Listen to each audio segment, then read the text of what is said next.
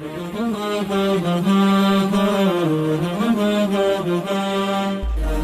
Video পেতে চ্যানেলটি subscribe করুন, বেল বাটন চাপুন। প্রভু তুমি বলেছো রাসূল দেবে না, বলনি দেবে না বলনি দেবে না হামজা তারি, খালিদ বিজয় সমর। প্রভু তুমি বলেছো রাসূল দেবে না, বলনি দেবে না বলনি দেবে না হামজা তারি, খালিদ বিজয় সমর। প্রভু তুমি বলেছো রাসূল দেবে না। সুবহানাল্লাহ পড়েন। এজন্য আমরা একটা ওমর চাই। কয়টা? বেশি লাগবে? নেতার মতো নেতা কয়টা লাগে? জোরে বলেন কয়টা? আজকে আমরা সাইয়েদনা ওমর ফারুকের বায়োগ্রাফি সম্পর্কে জানবো। ওমর ফারুক রাদিয়াল্লাহু তাআলা আনহু, the super hero of this উম্মাহ। এই উম্মার সুপার হিরো তিনি, ঠিক কি না? ওনার মুখের আগে লাঠি চলতে বেশি। সুবহানাল্লাহ পড়বেন না? মাঝে মাঝে লাঠি চালানোর দরকার আছে না নাই? সাইয়েদনা ওমর ফারুক আমাদের জন্য অনুপ্রেরণা। Is the real super hero of Muslim উম্মাহ। তিনি এই উম্মার রিয়েল সুপার হিরো। এজন্য ওনার জীবনী থেকে আমরা কিছু শিক্ষা নেওয়ার চেষ্টা করবো ইনশাআল্লাহ। পড়ে সাইয়েদনা ওমর ফারুক কিভাবে ইসলাম ধর্ম গ্রহণ করলেন, কিভাবে বিশ্বনবীর প্রাণের কলিজা টুকরা হলেন, এটা দিয়ে আমরা শুরু করি। আল্লাহ তাআলা সাইয়েদনা ওমর ফারুকের হৃদয়ের মধ্যে 3টা ধাক্কা মেরেছেন, ঈমানের ধাক্কা। আওয়াজ করে বলতে হবে কয়টা? জোরে বলেন তো কয়টা? 3টা ঈমানি ধাক্কা। এক হচ্ছে বিশ্বনবীর দোয়ার ধাক্কা, এক কি? দোয়ার ধাক্কা। 2 হচ্ছে সূরা হাক্কা দিয়ে দিয়েছেন আল্লাহ এক ধাক্কা। সুবহানাল্লাহ পড়বেন না? 3 হচ্ছে সূরাতুত তাহা দিয়ে আল্লাহ দিয়েছেন আরেকটা ধাক্কা। এই 3টা ঈমানি ধাক্কা যখন সাইয়েদনা ওমর ফারুকের হৃদয়ে লাগলো, উনি পড়তে আরম্ভ করেছেন আশহাদু আল্লা ইলাহা ইল্লাল্লাহ ওয়া আশহাদু আন্না মুহাম্মাদান আবদুহু ওয়া রাসূলুহু। চিল্লায়ে পড়েন আল্লাহু আকবার। বিশ্বনবী মক্কায় বসে বসে তাহাজ্জুদের সালাত পড়ে আল্লাহর কাছে দোয়া করলেন, আল্লাহ আল্লাহুম্মা আইজ্জাল ইসলাম বিআহাব্বির রাজুলাইনি ইলাইক। ও আল্লাহ, 2 জন লোকের নাম বলবো, 2 জনের দরকার নাই। এই 2 জনের একজনকে আপনি ইসলামের সুশীতল ছায়া তলে এনে ইসলামকে বিজয় দান করে দেন। মুহূর্তের মধ্যে দোয়াটা কবুল করে নিয়েছে কে? আল্লাহ। বিশ্বনবী বললেন, আল্লাহ 2 জনের নাম বলবো আজকের দোয়ায়। আবি জাহল ইবনে হিশাম, হয়তো হিশামের বেটা আবু জাহেলকে আপনি ইসলামের ভিতরে নিয়ে আসেন, কিংবা ওমর ইবনুল খাত্তাব, খাত্তাবের বেটা ওমরকে আপনি ইসলামের ছায়া তলে নিয়ে আসেন। ওমর ফারুকের জন্য দোয়াটা কবুল করে নিয়েছে কে? আল্লাহ। মক্কার যে অবস্থা, আল্লাহর হাবিব সাল্লাল্লাহু আলাইহি ওয়াসাল্লাম বুঝলেন মক্কার এই 2 জনের একজন যদি আমার সাথে না থাকে তাহলে মক্কায় দাওয়াতি কাজ চালিয়ে যাওয়া যাবে না। আল্লাহ বললেন, আল্লাহ বেশি চাই না, এই 2 জনের একজন, হয় আবু জাহেল নয় ওমর, হয় আবু জাহেল নয় ওমর। বিশ্বনবী যখন দোয়া করলেন, এই দোয়ার একটা ঈমানি ধাক্কা, নূরানি ধাক্কা সাইয়েদনা ওমর ফারুকের হৃদয়কে স্পর্শ করে ফেলল। দোয়া ইজ লাইক এ মিসাইল। এই যে আমরা দোয়া করি, এটা মিসাইলের মতো। যুদ্ধে মিসাইল হামলা করে না? মিসাইল হামলা করার পরে এই মিসাইল লক্ষ্য বস্তুতে যে ভেদ করে, ঠিক কি না? তেমনি দোয়ার মতো যদি আপনি দোয়া করতে পারেন, আপনি যেই জন্য দোয়া করেছেন ঠিক ওই জায়গায় যে আপনার দোয়া স্পর্শ করে। সুবহানাল্লাহ পড়বেন না? বিশ্বনবীর দোয়ার মাধ্যমে প্রথমে সাইয়েদনা ওমর ফারুকের হৃদয়ে এক ধাক্কা লাগলো। 2 নম্বরে রব্বুল আলামিন সূরাতুল হাক্কা দিয়ে ওমর ফারুকের হৃদয়ের মধ্যে দিলেন এক ধাক্কা। পড়েন আল্লাহু আকবার। কোরআনের ভেতরে সূরাতুল হাক্কা নামে একটা সূরা আছে নাই? আল হাক্কাতু মাল হাক্কা ওয়া মা আদরাকা মাল হাক্কা। পড়েন আল্লাহু আকবার। বিশ্বনবী যখন দোয়া করলেন, ওই দোয়া যখন সাইয়েদনা ওমর ফারুকের হৃদয়ে স্পর্শ করলো, সাইয়েদনা ওমর ফারুক সব সময় বিশ্বনবীরে ফলো করতে আরম্ভ করলেন। বিশ্বনবী ডানে গেলে লুকিয়ে লুকিয়ে ওমর ফারুক ডানে যায়, বিশ্বনবী বায়ে গেলে লুকিয়ে লুকিয়ে ওমর ফারুক বায়ে যায়। বিশ্বনবী একবার মসজিদুল হারামে যে নামাজ পড়তে শুরু করলেন, ওমর ফারুক তখন বিশ্বনবীর পিছু পিছু ছদ্মবেশে পেছন থেকে যে বিশ্বনবী কিভাবে নামাজ পড়ে দেখতে শুরু করলেন। বিশ্বনবী ইন দা মিন টাইম এশারা নামাজে আল হাক্কাতুম আল হাক্কা তেলাওয়াত শুরু করে দিলেন। আল হাক্কাতুম আল হাক্কা তেলাওয়াত শুরু করে দিলেন।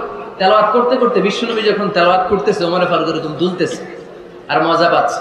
ও মিয়া, বিশ্বনবীর কণ্ঠ বুঝি আমার মতো কণ্ঠ, আপনার মতো কণ্ঠ, আহমদ বিন ইউসুফের কণ্ঠ, আব্দুল বাসিতের কণ্ঠ না?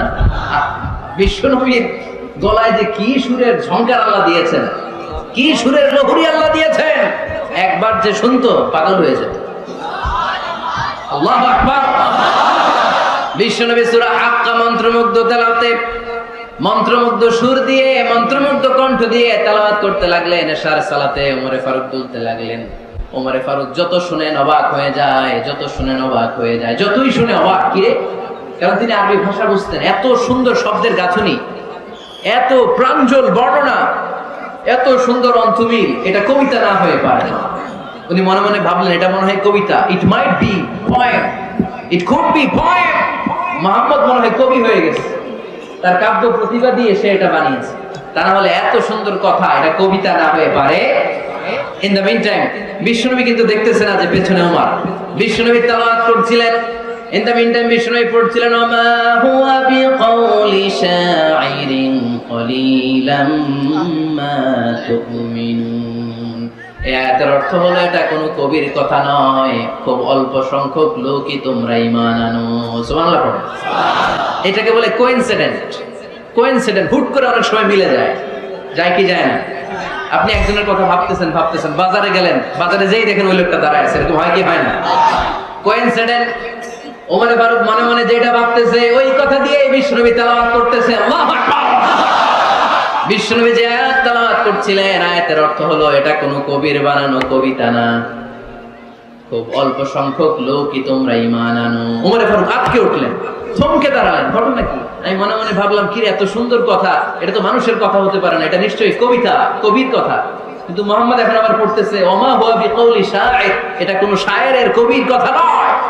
কলিলাম মা তুমিনুন, অল্পই তোমরা ঈমান আনো। তার মানে আমার মনে যা চলে মুহাম্মদ এটা টের পায়। মুহাম্মদ গণক। নাউজুবিল্লাহ পড়বেন না? মুহাম্মদ অনেক বড় মাপের একজন গণক।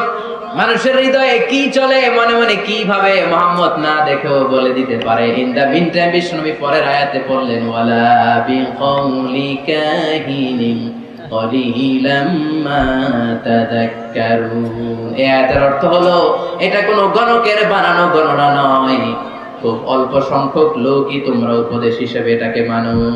সুবহানাল্লাহ পড়েন। এবার আর ওমরে ফারুকের সহ্য হয় না, কি আজীব তামাশা। প্রথমে মনে করলাম কবিতা, মোহাম্মদ কয় কবি না, সে কবি না, এটা কবিতা না। তারপর ভাবলাম সে গণক, সে আয়াত পরে পরে বলে দিল এটা গণনা নয়। তাহলে এটা কি? এটা কি কবিতাও না, গণনাও না, তাহলে এটা কি?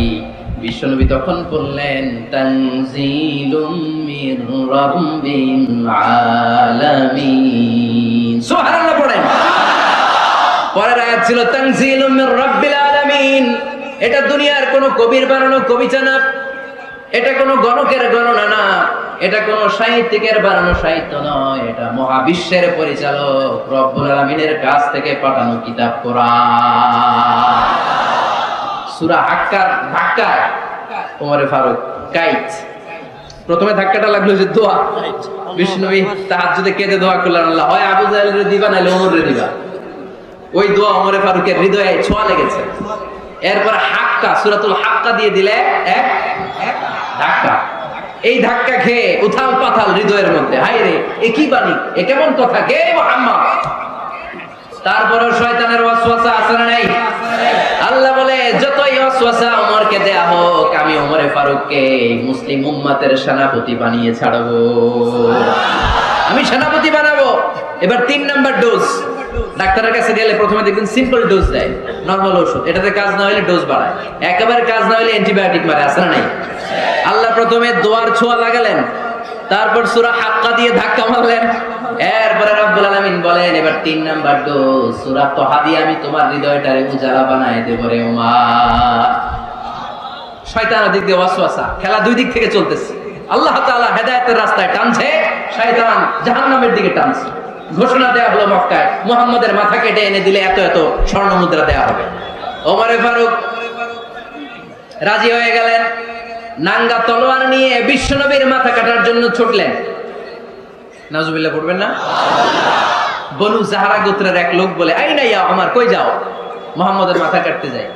আরে মুহাম্মদের মাথা কাটতে যাও? তোমার বোন ফাতিমা বিনতে খাত্তাব আর তোমার বোন জামাই সাঈদ কদ সাবা, এরা তো ধর্ম ত্যাগ করে ফেলছে। এটা তো আমাদের ধর্ম ত্যাগ করে মুহাম্মদের ফলোয়ার হয়ে গেছে। আগে ওমর ঘর সামলাও, পরে মুহাম্মদের মাথা কাটতেছে। ওমর ফারুক অবাক হয়ে গেলেন, তলোয়ার নিয়ে বিশ্বনবীর দিকে না যেয়ে নিজের বাড়ির দিকে চলে গেলেন। বিশ্বনবীর আপন বোন ফাতিমা বিনতে খাত্তাব, বোন জামাই সাঈদ আর খাব্বাব রাদিয়াল্লাহু তাআলা তিনজন মিলে সূরা তাহা তেলাওয়াত করছিলেন। পড়েন সুবহানাল্লাহ। মক্কায় লুকিয়ে লুকিয়ে দাওয়াত হতো। খাব্বাব রাদিয়াল্লাহু তাআলা একটা চামড়ার ফলকের মধ্যে সূরা তাহার কয়েকটা আয়াত এনে ওমর ফারুকের বোন আর বোন জামাইকে শিক্ষা দিচ্ছে, ট্রেনিং দিচ্ছে। সুবহানাল্লাহ পড়েন। লুকিয়ে লুকিয়ে ওমর ফারুক যখন ঘরে চলে আসলেন, এরা তটস্থ হয়ে গেল। সাইয়েদনা খাব্বাব বিছানার তলায় লুকিয়ে গেলেন। ওমর ফারুক বললেন, দরজা খোলো। ফাতিমা বিনতে খাত্তাব দরজা খোলার পরে নির্মম ভাবে সাইয়েদনা ওমর রাদিয়াল্লাহু তাআলা বোনের গায়ে আঘাত শুরু করে দিল। বোন জামাইকে আহত করতে শুরু করলো আর বলতে শুরু করলো, তোরা পাগল হলি কেন? কি আছে ওই মুহাম্মাদের মধ্যে? কি জাদু নিয়ে এসেছে? সে যাই বলে লোকজন পাগল হয়ে যায়, সবাই তার উপর কালিমা পড়ে ঈমান এনে ফেলে। কি এমন জিনিস তোদের কাছে আছে যেটা দেখে মুহাম্মদকে তোরা ভালোবাসলি? কি আছে? কি পড়তেছিলি আমারে দেখা? ফাতেমা বলে, ইন্নাকা রিজসুন লা ইয়ামাসসুহু ইল্লাল মুতাহহারুন। আমার ভাই ওমর, তুমি নাপাক। তুমি কি? লা ইয়ামাসসুহু ইল্লাল মুতাহহারুন, পবিত্রতা অর্জন না করে এই কোরআন ধরা যায় না। সুবহানাল্লাহ পড়েন। ওমর ফারুক গোসল করে আসলেন, কারণ ধাক্কা তো আগে কয়েকটা খাইছে। কথা বুঝেন নাই বোধহয়? প্রথমে দোয়ার ধাক্কা, পরে কোন সূরা দিয়ে ধাক্কা? হাক্কা দিয়ে ধাক্কা। 3 নম্বরে এখন আরেকটা ধাক্কা খাবে। গোসল করে আসলেন। ফাতিমা বিনতে খাত্তাব বললেন, গোসল যখন করে এসেছেন, এই নেন। ওমর ফারুক এবার চামড়ার কাপড়ের মধ্যে সূরা তাহার প্রথম আয়াতের দিকে নজর করলেন। নজর করেই কোরআনের প্রেমে পড়ে গেলেন। পড়েন সুবহানাল্লাহ।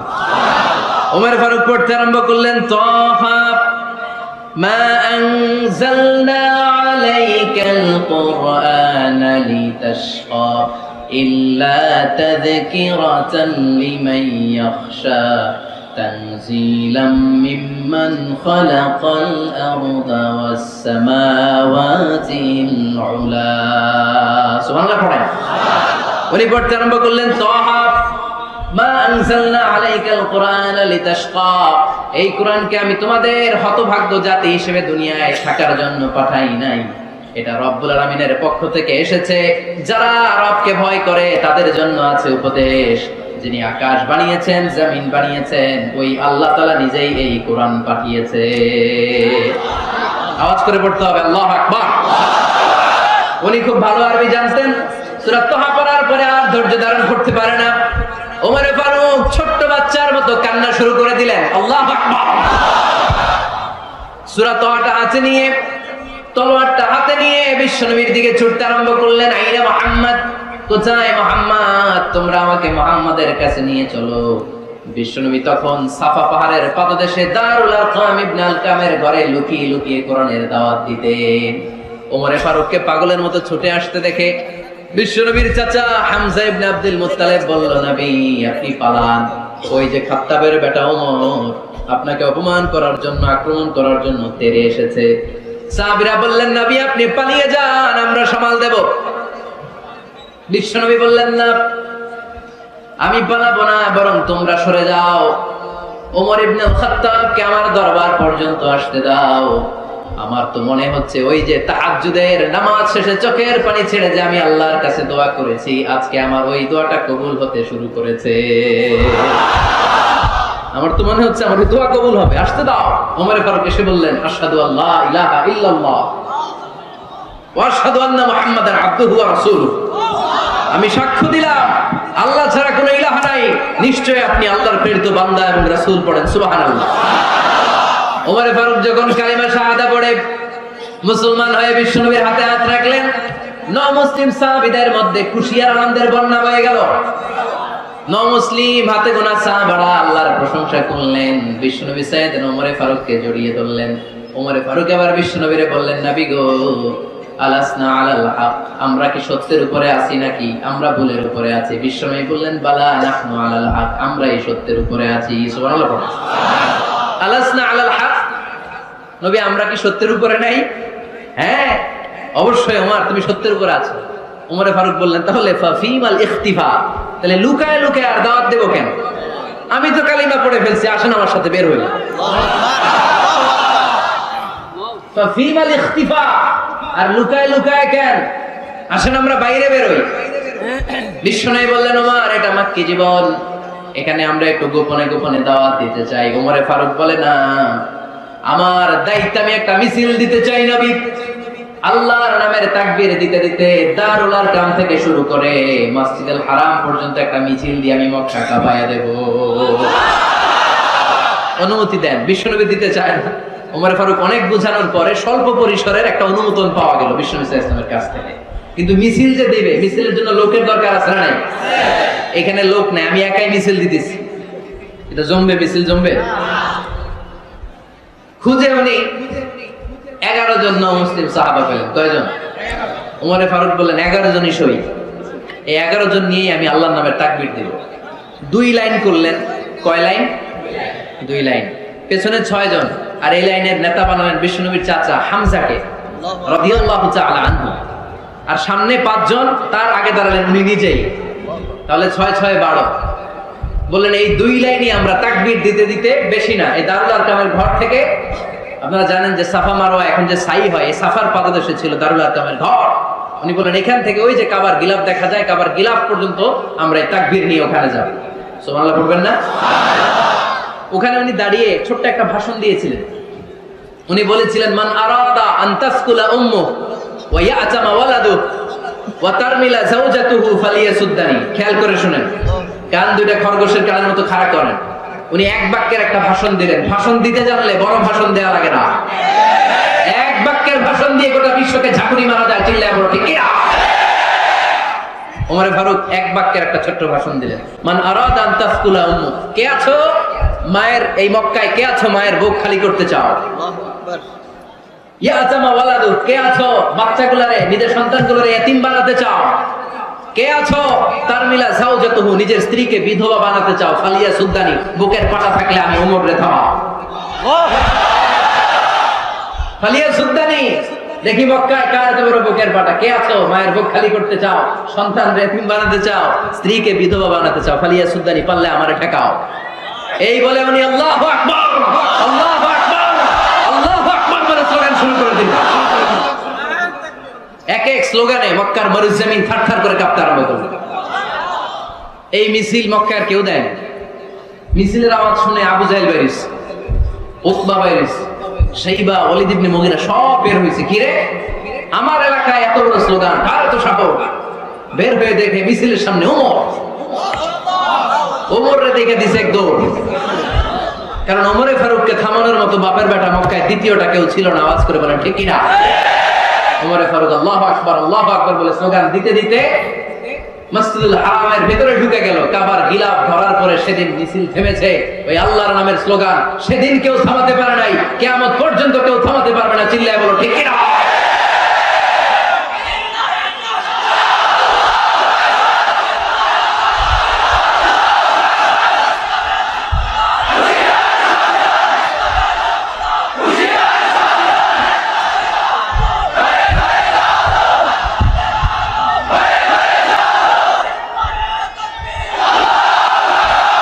ওইরকম একটা ওমরের দরকার, আমাদের বেশি চাই না। জোরে বলেন ঠিক কিনা?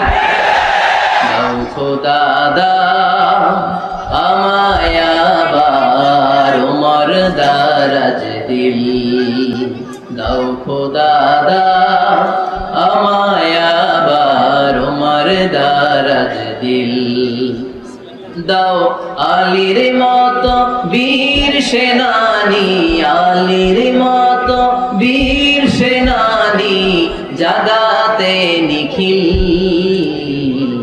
দাও খোদা দাও আমায় আবার ওমর দারাজ দিল। সুবহানাল্লাহ পড়েন। একটা ওমর লাগবে। চিল্লায় বলেন কয়টা? ওই ওমরের অপেক্ষায় বাংলাদেশ সহ গোটা মুসলিম উম্মাহ। ঠিক কিনা? একটা ওমরই যথেষ্ট। আমাদের সেন্ট্রাল লিডারশিপ নাই তো, আমাদের কি এদিকে লাথি মারলে আমরা ওইদিকে যাই, ওদিক থেকে গুঁতা মারলে আমরা এদিকে যাই। আমাদের রিপ্রেজেন্টেটিভ, আমাদের প্রতিনিধিত্ব করার মতো কোনো কেন্দ্রীয় লিডারশিপ নেতৃবৃন্দ গোটা বিশ্বে নাই, ঠিক না? আমরা সেই ওমরে ফারুকের অপেক্ষায়, আমরা সেই ইমাম আল মাহাদির অপেক্ষায়। এই ওমরে ফারুক আমাদের মডেল, ঠিক কি না? থার্ড ইন পজিশন, এই পুরো উম্মতের মধ্যে ওনার পজিশন নাম্বার 3। 1 নাম্বার পজিশন বিশ্বনবী, কার? 2 নাম্বার পজিশন কার? আবু বকর। 3 নাম্বার পজিশন কার? ওমরে ফারুক। বিশ্বনবী বলতেন লা নবিয়্যা বা'দি, লা নবিয়্যা বা'দি, আমার পরে কোনো নবী নাই, ওয়ালা রাসূলা, আমার পরে কোনো রাসূলও নাই। আমার নবীর পরে আর কোনো নবী আছে? আমার নবীর পরে আর কোনো রাসূল আছে? এই যে কাদিয়ানী যে একটা সম্প্রদায় আছে, এরা কি মুসলিম নাকি অমুসলিম? মুসলিম সম্প্রদায়ের সাথে এদের কোনো সম্পর্ক নাই, চিল্লা বলেন ঠিক না? এরা যদি মুসলমান হতে চায়, আমার নবী দ্য লাস্ট মেসেঞ্জার বিশ্বনবীকে খাতামুন নবী হিসেবে সংবাদ সম্মেলন করে গোটা বিশ্বকে জানাই দিতে হবে, তারপরে তাদেরকে আমরা মুসলিম হিসেবে স্বীকৃতি দিব, চিল্লা বলেন ঠিক না? তা না হলে তারা কোন ধর্মের এটাকে জানাই দিতে হবে। No inferiority complex, no identity crisis. Identity ক্রাইসিসে থাকা যাবে না, আপনারা কোন ধর্মের এটা জানাই দেন। আপনারা বিশ্বনবীরও শেষ নবী মানবেন না, আবার মুসলিম বলেও নিজেদেরকে ট্যাগ লাগাতে চাইবেন। সাধারণ মুসলমানরা এটা এই ধোঁকাবাজি মানে না, চিল্লায় বলেন ঠিক কি না? আমার নবীর পরে কোনো নবী নাই, আমার রাসূলের পরে কোনো রাসূল নাই, ঠিক কি না? আল্লাহর হাবিব বলতেন লাউ কানা বা'দি নাবিয়্যুন লাকানা উমর, তবে আমার পরে যদি নবী হওয়ার যোগ্যতা কারো থাকে, আমার ওমরের ওই যোগ্যতা আছে। সুবহানাল্লাহ পড়েন। প্রভু তুমি বলেছো রাসূল দেবে না, বলনি দেবে না ওমর, বলনি দেবে না হামজা তারি, খালিদ বিজয় সমর। প্রভু তুমি বলেছো রাসূল দেবে না, বলনি দেবে না ওমর, বলনি দেবে না হামজা তারি, খালিদ বিজয় সমর। প্রভু তুমি বলেছো রাসূল দেবে না। সুবহানাল্লাহ পড়েন। এজন্য আমরা একটা ওমর চাই। কয়টা? বেশি লাগবে? নেতার মতো নেতা কয়টা লাগে? জোরে বলেন কয়টা? Enough, that's enough. Omar Farooq our super hero. ওনার সাথে বিশ্বনবী সাল্লাল্লাহু আলাইহি ওয়াসাল্লামের মুসাহারার সম্পর্ক ছিল। ওমরে ফারুক যে বিশ্বনবীর শ্বশুর, এটা অনেকে জানেই না। ওমরে ফারুক রাদিয়াল্লাহু তাআলা আনহু বিশ্বনবীর শ্বশুর ছিলেন, এটা আজকে নতুন শুনছেন। কে কে হাত তোলেন? দেখছেন হুজুর? সঠিক বলছি না আমি? অনেকে আমরা জানি না। মাশাআল্লাহ, জানতে লজ্জা নাই, শিখতে লজ্জা নাই। লজ্জা হচ্ছে অজ্ঞতায় আর মূর্খতায়, ঠিক কি না? আমরা শিখতে রাজি আছি। যে কথা বলে আমরা তার ছাত্র। আমার আগে হুজুর কথা বলতেছিলেন, আমরা ছিলাম ছাত্র। এখন আমি কথা বলতেছি, এখন আমরা সবাই হয়ে গেছি ছাত্র, ঠিক কি না? যিনি বলেন তিনি শিক্ষক, বাকিরা আমরা ছাত্র, ঠিক কি না? 4 খলিফার 2 খলিফা, ইসলামের 4 খলিফার 2 খলিফা বিশ্বনবীর মেয়ের জামাই, আর বাকি 2 খলিফা বিশ্বনবীর শ্বশুর। সুবহানাল্লাহ পড়েন। সাইয়েদনা আলী রাদিয়াল্লাহু তাআলা আনহু, সাইয়েদনা উসমান যুন নূরাইন বিশ্বনবীর মেয়ের জামাই। উসমান রাদিয়াল্লাহু তাআলা আনহুর কাছে বিশ্বনবী 2 মেয়েকে বিয়ে দিয়েছিলেন। একজন মারা যাওয়ার পরে আরেকজন। বিশ্বনবী বলেছেন এরপরে আরেকটা থাকলে ওইটারও বিয়ে দিতাম। সুবহানাল্লাহ পড়বেন না? 2 জন ছিল মেয়ের জামাই আর 2 জন ছিল শ্বশুর। সাইয়েদনা আবু বকর শ্বশুর, বিশ্বনবীর স্ত্রী আম্মা জান হাফসা রাদিয়াল্লাহু তাআলা আনহার বাবা ছিল সাইয়েদনা ওমর ফারুক। চিল্লায়ে পড়েন আল্লাহু আকবার। জান্নাতুল পজিশন না, সাইয়্যিদু কুহুলিল জান্নাহ। জান্নাতে যত নারীরা যাবে, নারীদের সর্দারানী হবে সাইয়্যিদাতুনা ফাতেমা রাদিয়াল্লাহু তাআলা আনহা। এই ফরিদপুরের যত ইয়াংস্টাররা তোমরা যারা জান্নাতে যাবে, তোমাদের লিডার হবে সাইয়েদনা হাসান আর হুসাইন রাদিয়াল্লাহু তাআলা আনহুমা। আর বয়স্ক মুরব্বিরা যারা জান্নাতে ঢুকবেন, আপনাদের লিডার হবে সাইয়েদনা আবু বকর আর সাইয়েদনা ওমর ফারুক রাদিয়াল্লাহু তাআলা। সুবহানাল্লাহ পড়তে পারলেন না? ওমর ফারুক সাধারণ কোনো ক্যারেক্টারিস্টিক্স নয়, ওনাকে আল্লাহ তাআলা নলেজও দিয়েছেন, আবার দিনদারিও দিয়েছেন। আমার দিনী ভাইয়েরা খেয়াল রাখবেন, কোনো আলেমের মধ্যে বা কোনো নেতার মধ্যে যদি এই দুইটার সমন্বয় আপনি পান, যে তার জ্ঞানও আছে আবার দিনদারিও আছে, he belongs the knowledge and he belongs the তাকওয়া, সে গোটা বিশ্বকে জয় করে ফেলছে, ঠিক কি না? যার মধ্যে জ্ঞান আছে, যার মধ্যে তাকওয়া আছে, তারা কেউ থামায় রাখতে পারে? ওমরে ফারুককে এই দুই নেয়ামত দিয়ে ধন্য করেছে কে? সহিহ বুখারীর বর্ণনা, বিশ্বনবী সাহাবীদের সামনে একটা স্বপ্নের কথা বলছেন। বিশ্বনবী বললেন, আমি স্বপ্নে দেখলাম আমার আঙ্গুলের ফাঁকা থেকে দুধ বের হচ্ছে, আমি তৃপ্তি সহকারে দুধ খেলাম। খাওয়ার পরে দেখলাম আঙ্গুলের মধ্যে একটু দুধ লেগে আছে। আমার আঙ্গুলে অতিরিক্ত লেগে থাকা দুধটা আমি ওমরে ফারুকের মুখের মধ্যে লাগিয়ে দিলাম। সাহাবারা বললেন, ইয়া রাসূলুল্লাহ, ইয়া হাবিবাল্লাহ, মাযা আওয়ালতা বিহি, এই স্বপ্নের আপনি কি ব্যাখ্যা করলেন, আমরা তো বুঝলাম না। বিশ্বনবী বললেন, আওয়ালতু বিহি আল ইলম, আমি এই দুধ দিয়ে জ্ঞানের ব্যাখ্যা করেছি, কারণ ওমরকে আল্লাহ যেই জ্ঞান দিয়েছে গোটা বিশ্বের কাউকে এত জ্ঞান দেয় না। এজন্য স্বপ্নে যদি কেউ দেখেন যে আপনি দুধ খাচ্ছেন, তার মানে আল্লাহ তাআলা আপনার জ্ঞান বাড়ায় দিবেন। ওমর ফারুককে দুধ খেয়ে অতিরিক্ত দুধের অংশটা বিশ্বনবী আবু বকর রাদিয়াল্লাহু তাআলা আনহুর মুখে দেন নাই, সাইয়েদনা উসমানের মুখে দেন নাই, আলী রাদিয়াল্লাহু তাআলা আনহুর মুখে দেন নাই। স্বপ্নে ওই অতিরিক্ত লেগে থাকা দুধটা বিশ্বনবী ওমর ফারুকের ঠোঁটের মধ্যে লাগিয়ে দিয়েছে। এই হাদিস থেকে প্রমাণ হয় আল্লাহ তাআলা জ্ঞানের নেয়ামতে সাইয়েদনা ওমর ফারুককে ধন্য করেছেন। আবার বুখারীর বর্ণনা, বিশ্বনবী সাল্লাল্লাহু আলাইহি ওয়াসাল্লাম আরেকটা স্বপ্নের বর্ণনা দিচ্ছেন। তিনি বললেন, তোমাদের সবাইকে স্বপ্নে আমার সামনে দাঁড় করানো হলো। আমি দেখলাম তোমাদের কারো জুব্বা নাভি পর্যন্ত, কারো জুব্বা হাঁটু পর্যন্ত, কারো জুব্বা টাকনু পর্যন্ত। ওমরে ফারুককে যখন স্বপ্নে আমার সামনে দাঁড় করিয়ে দেয়া হলো, আমি দেখলাম ওমরের জুব্বা এত লম্বা, ওমর টেনে হিচড়ে তার জুব্বা নিয়ে সামনে হেঁটে যাচ্ছে। সাহাবারা বললেন, ফামাযা আওয়ালতা বিহি ইয়া রাসূলুল্লাহ, ও আল্লাহর রাসূল, এই স্বপ্ন দিয়ে আপনি কি বোঝাতে চাইলেন, আমরা কিছু বুঝলাম না। বিশ্বনবী বললেন, আওয়ালতু বিহি আদ-দীন, আমি এই হাদিসের দ্বারা দ্বীনের ব্যাখ্যা করলাম, যার জামা যত লম্বা তার দ্বীনদারি তত বেশি। সুবহানাল্লাহ, আস্তে পড়েন। স্বপ্নে দেখলেন কোন সাহাবীর জুব্বা নাভি, কোন সাহাবীর হাঁটু, কারোটা টাকনু, কিন্তু ওমরে ফারুকের জুব্বা এত লম্বা, ইয়াজুরু সাওবাহু, তিনি তার জুব্বা টেনে হিচড়ে যাচ্ছেন। বিশ্বনবী বললেন, এটা দ্বারা আমি দ্বীন, আমি তাকওয়া, দ্বীনদারি, তাকওয়া, এটার ব্যাখ্যা করেছি। তার মানে ওমরে ফারুকের তাকওয়ার সামনে সব তাকওয়া পানি হয়ে যাবে। কোন সুবহানাল্লাহ। আল্লাহ তাআলা সাইয়েদনা ওমরে ফারুককে দ্বীনের জ্ঞান দিয়েছেন, তাকওয়া দিয়েছেন। যুবক ভাইরা, যাকে আল্লাহ তাআলা দ্বীনের জ্ঞান দেয়, যাকে আল্লাহ তাআলা তাকওয়ার এই গুণ দিয়ে সমৃদ্ধ করে, তার জন্য গোটা বিশ্বের সব দরজাগুলোকে ওপেন করে দেয় কে? কত বড় মুত্তাকি ছিলেন সাইয়েদনা ওমর ফারুক। মদিনার সমাজে কয়জন মুনাফিক ছিল বিশ্বনবী ছাড়া কেউ বলতে পারতেন না। বিশ্বনবী কোন সাহাবীকে মুনাফিকদের লিস্ট দিয়ে যান নাই, একজন সাহাবী ছাড়া। দেখি কেউ বলতে পারেন কিনা ওই সাহাবীর নাম? কি নাম? হুযায়ফা ইবনুল ইয়ামান রাদিয়াল্লাহু তাআলা আনহু। ওনাকে বলা হতো সাহিবু সিররি রাসূলিল্লাহ, আল্লাহ রাসূল সাল্লাল্লাহু আলাইহি ওয়াসাল্লামের গোপন তথ্যের ধারক বাহক। সুবহানাল্লাহ বলবেন না? বিশ্বনবী ইন্তেকালের আগে মদিনার সমাজে মোট কয়জন মুনাফিক আছে, এই তথ্য আবু বকরকে বলেন নাই, ওমর রাদিয়াল্লাহু তাআলা আনহুকে বলেন নাই, উসমান রাদিয়াল্লাহু তাআলা আনহু, আলী রাদিয়াল্লাহু তাআলা আনহু, আশারাতুল মুবাশশিরিন বিল জান্নাহ কোন সাহাবীকে বলেন নাই। শুধুমাত্র কেবলমাত্র একমাত্র হুযায়ফা ইবনুল ইয়ামান রাদিয়াল্লাহু তাআলা আনহুর কাছে মুনাফিকদের লিস্টে বিশ্বনবী দিয়ে দিয়েছে। সুবহানাল্লাহ। মদিনায় কারা কারা মুনাফিক কেউ জানতো না হুযায়ফা ছাড়া। কে ছাড়া? নামটা আজকে মুখস্থ করেন, যাতে অন্য কোনো ওয়াজে কেউ জিজ্ঞেস করলে বলতে পারেন।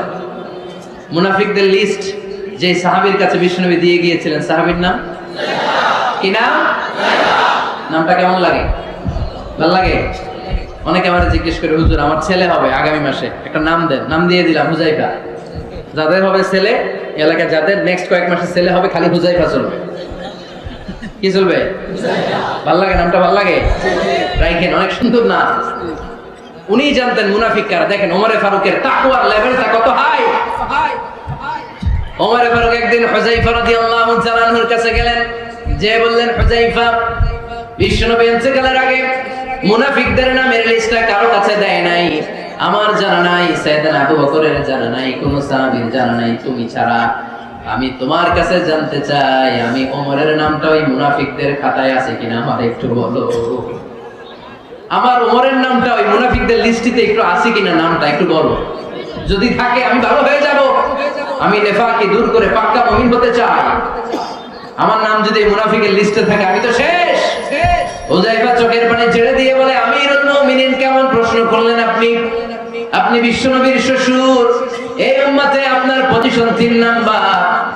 আপনারে মুনাফিকরা ভয় পায়, শয়তান আপনারে ভয় পায়। আপনি জান্নাতে সব বয়স্ক লোকদেরকে নিয়ে জান্নাতের মধ্যে আগে আগে ঢুকবেন, কেমন করে মুনাফিকদের কাতারে আপনার নাম থাকতে পারে? ওমর, সুবহানাল্লাহ। কি বিনয়ী, কি তাকওয়া! হুযায়ফাকে যে ধরতেন, হুযায়ফা একটু বলো না আমার নামটা মুনাফিকদের লিস্টে আছে কি? ওমরে ফারুকের যদি এই টেনশন থাকে যে আমি মুনাফিক হয়ে গেলাম কিনা, আমাদের এই টেনশন থাকার দরকার আছে না? নেই? হ্যাঁ, যেন সব সময় আল্লাহর কাছে দোয়া করতে হবে, আল্লাহ তুমি নেফাকি থেকে আমাদেরকে বাঁচাও। আরো জোরে বলেন আমিন। আপনারা ওঠা বসা শুরু করলেন কেন? অনেক রাত হয়ে গেছে তাই? হ্যাঁ, শেষ করে দেই তাহলে না? যে অনেকের কষ্ট হচ্ছে মনে হচ্ছে। হ্যাঁ, এক নম্বরে যাচ্ছে এটা সব মুখস্থ দেখি। হ্যাঁ, 1 নাম্বার, 2 নাম্বার, 3 নাম্বার।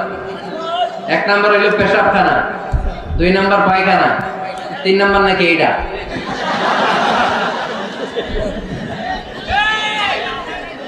আছে না? নাই না। সিগারেট কোন মুসলমান খেতে পারে?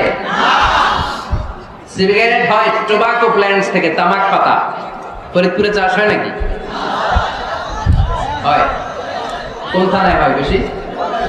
হ্যাঁ, তামাক ক্ষেত যারা দেখছেন, কোনো বেড়া লাগানো লাগে? কারণ ছাগলও মুখ দেয় না। যেটা ছাগলে খায় না, এটা কোনো মুমিন বান্দা খাইতে পারে? খান কেন এগুলো পচা জিনিস? হ্যাঁ, এই পৃথিবীতে বিড়ি আর সিগারেটই একমাত্র খানা যেটা টয়লেটে ঢুকে খাওয়া যায়, তাই না? পৃথিবীতে সিগারেট আর বিড়ি একমাত্র খাবার। রাগ করবেন না যারা খান, রাগ করেন না। একটু কমন সেন্সটা কাজে লাগানোর জন্য, চিন্তার জন্য বলতেছি। এটাই পৃথিবীর একমাত্র খাবার যেই খাবারের গায়ে এই খাবারের বদনাম লেখা থাকে। Smoking causes cancer. ধূমপান কর্কট রোগের কারণ, ধূমপান স্বাস্থ্যের পক্ষে ক্ষতিকারক, লেখা থাকে না? আচ্ছা, ধরেন ফরিদপুরে একটা কোম্পানি নতুন চানাচুর বের করছে, ওই চানাচুরের গায়ে লেখা এই চানাচুর খাওয়ার 1 ঘন্টার মধ্যে বমি শুরু হবে আর ডায়রিয়া হবে। খাবেন? কি কইবেন? তুই খা। দোকানদারে কি কইবেন?